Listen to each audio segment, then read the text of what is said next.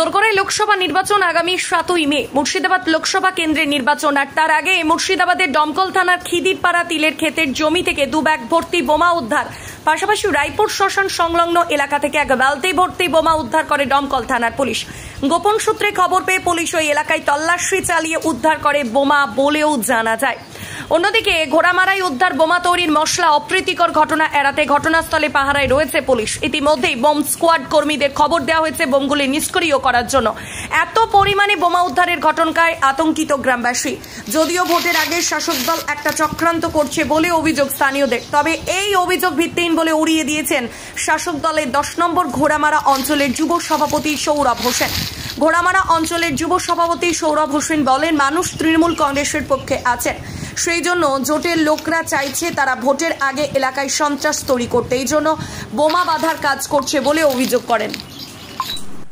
বিষয় হচ্ছে, আপনারা জানেন লোকসভা ভোট সামনে, হাতে গোনা কয়েকদিন। এর আগে একটা দুষ্কৃতীরা চক্রান্ত করছে কিভাবে এই অঞ্চলে লিডটা কমাবো। কারণ হচ্ছে, বিগত দিন দেখেছেন আমি দায়িত্ব নিয়ে পঞ্চায়েত করেছি, দল দায়িত্ব দিয়েছে, একটা মার্ডার খুন কিছু হয়নি। সামনে যে লোকসভা ভোট সেখানেও মার্ডার বা খুন হবে না, প্লাস আপনার অন্যায় অত্যাচার বা রিগিং কিছুই হবে না। মানুষ চাইছে মমতা ব্যানার্জিকে, অভিষেক ব্যানার্জিকে। তাই এখন দুষ্কৃতীরা কিছু মানুষকে হেনস্থা করার জন্য বা একটা দাঙ্গা ফ্যাসাদ করার জন্য লেগেছে আর কি।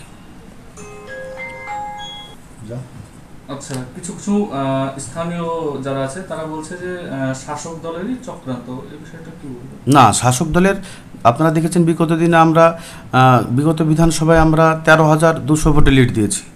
এবার সামনে লোকসভায় আমরা 13,200 প্লাস ভোট একটা হলেও হবে। আমরা তো রিগিং করার প্রয়োজন মনে করিনি তখনও, এখনও প্রয়োজন মনে করছি না। তবে ওটা বলছে কারণ হচ্ছে, মানে ওদের তো করার কিছু নাই, চায়ের দোকানে আড্ডা আর বড় বড় বাতেলা, তাছাড়া আর কিছুই নাই। ওদের রক্ত খাওয়া বা রক্ত চুষা। আপনারা জানেন 2008 সালে ডোমকলে 17টা মার্ডার হয়েছিল।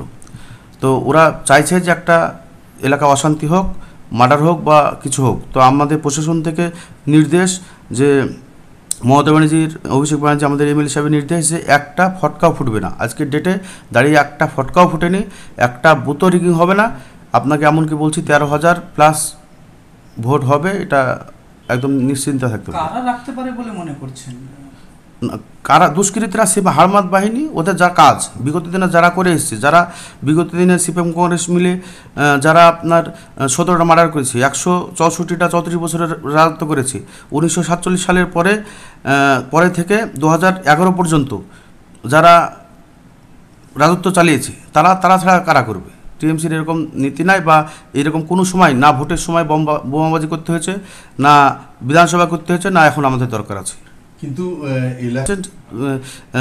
আপনার কংগ্রেস সিপিএম হারমাত বাহিনী বাদ ছিল 100%। আমরা তো এটা প্রমাণ, আপনারা নিশ্চয় দেখেছেন। এর আগে কোনোদিনও আমাদেরকে দুষ্কৃতি বা একটা থানায় এফআইআরও নেই আমাদের নামে। আপনার নাম, পরিচয়? আমার নাম সৌরভ হোসেন, আমি হচ্ছে অঞ্চলের যুব সভাপতি প্লাস প্রধান প্রতিনিধি।